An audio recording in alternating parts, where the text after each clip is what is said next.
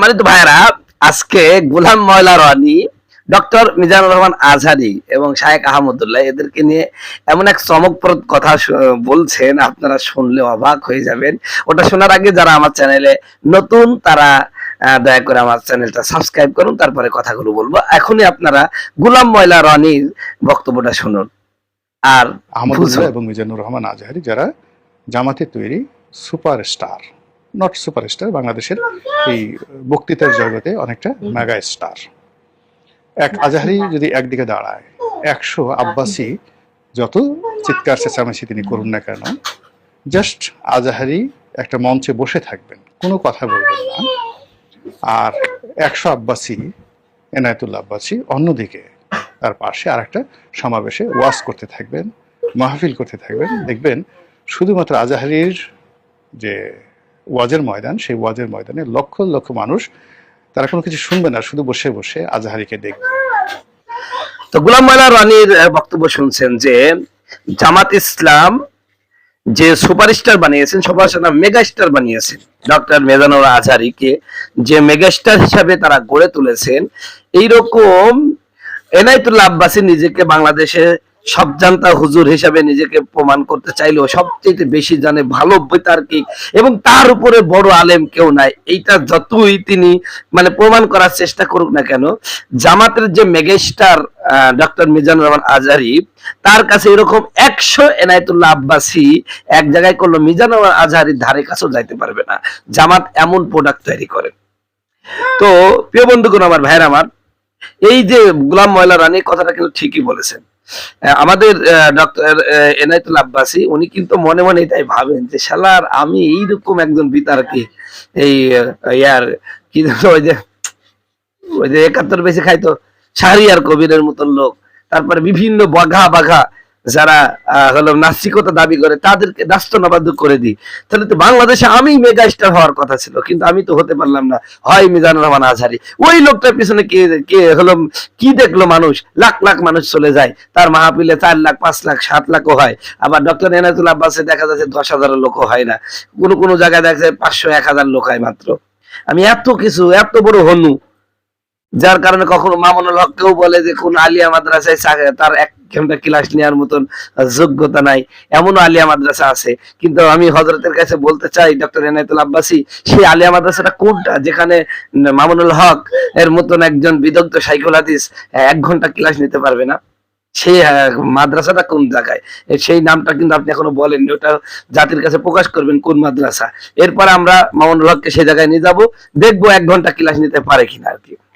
এরপরে আপনি মিজানুর রহমান আজহারি বাবা সকাল বেলায় বিকাল বেলায় কখনো কাফের কখনো কি এইরকম ফতোয়া দিতেই থাকে। মূলত এই সমস্ত ভাইরাল লোকগুলোকে তিনি আলোচনা করে মূলত নিজের মধ্যে একটা অসাহিত্য করেন। এদের যত উনি আলোচনা করেন তত তার অসাহিত্য প্রকাশ পায়, যে তাদেরকে আলোচনা করে নিজে ভাইরাল হওয়া। তো যাই হোক, গোলাম ময়লা রানী এই কথাটা খুবই সঠিক বলেছেন, আমি আপনাকে ধন্যবাদ জানাই। সেই সাথে ডক্টর এনায়েতুল আব্বাসীকে বলবো, আপনি বিনয়ী হন, আর আপনি বিনয়ী হলে আল্লাহ আপনাকে বড় করে দিবে। রাসূল বলেছেন মান তাআযা লিল্লাহি রাফাহুল্লাহ, যে আল্লাহর জন্য ছোট হবে আল্লাহ তাকে বড় করে দিবে। দেখেন আপনি এত তুচ্ছতাচ্ছিল্য করেন এই মামুনুল হককে নিয়ে, শাইখ আহমদুল্লাহকে নিয়ে, তারপরে মিজানুর আজহারকে নিয়ে, কিন্তু আপনি তারপরও দেখেন আপনাকে কেউ আলোচনা আনে না বা আপনাকে কেউ আলোচনা করে না। এই গোলাম ময়লা রানীরা দিন শেষে ওই মামুনুল হক, ওই হাফিজুর রহমান সিদ্দিকী, ওই হচ্ছে শাইখ আহমদুল্লাহ, মিজানুর আজহারি, এদেরকে মেগা স্টার, সুপারস্টার না মেগা স্টার হিসাবে তারা স্বীকৃতি দিচ্ছেন। অতএব আল্লাহ যদি কাউকে বড় করে, কেউ তাকে ছোট করতে পারে না। এজন্য আপনি আল্লাহর জন্য ছোট হন, ইনশাআল্লাহ আল্লাহ আপনাকে হয়তোবা বড় করে দিবে ইনশাআল্লাহ। আল্লাহ আমাদের কবুল করুক।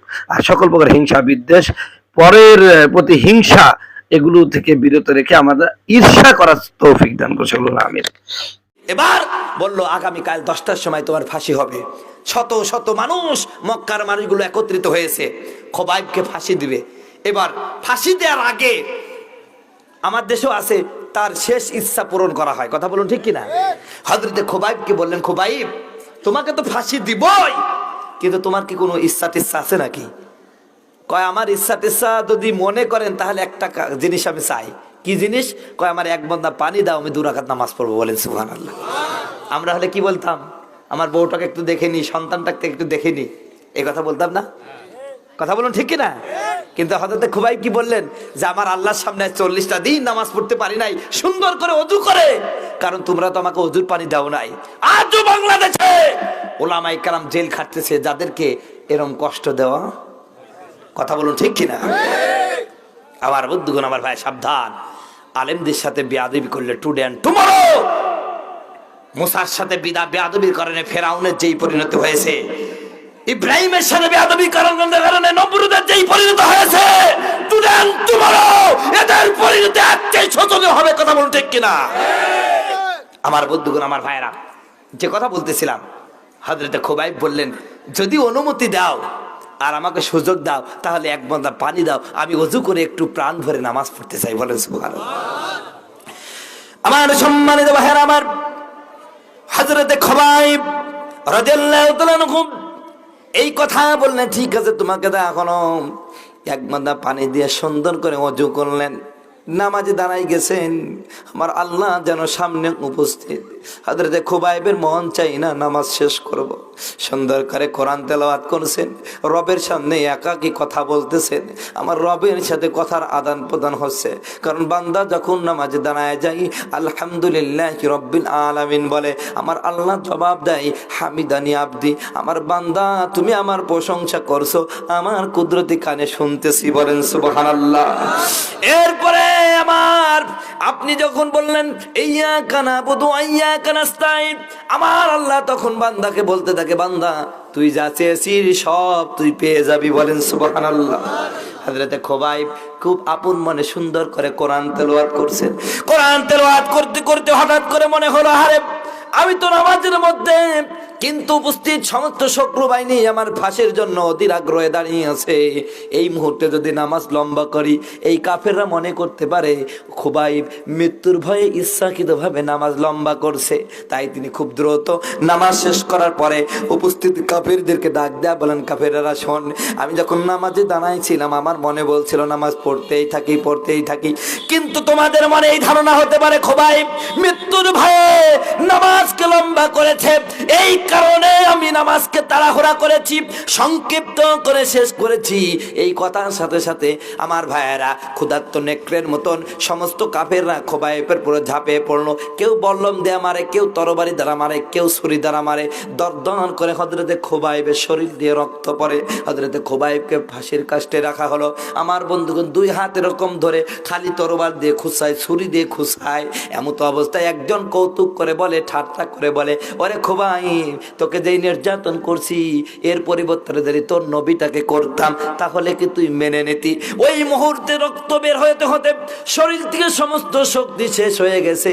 ক্ষীণ কণ্ঠ উচ্চারণ করে বললেন, এ মক্কার কাফেররা শুনে রাখ, আমার নবীকে তরবারি দিয়ে আঘাত করা যত দূরে থাক, আমার মুক্তির বিনিময়ে আমার নবীকে যদি একটা চুলের আছর দিতি তারপরও আমি তা সহ্য করতাম না। জোরে বলেন সুবহানাল্লাহ, জোরে বলেন আল্লাহু আকবার।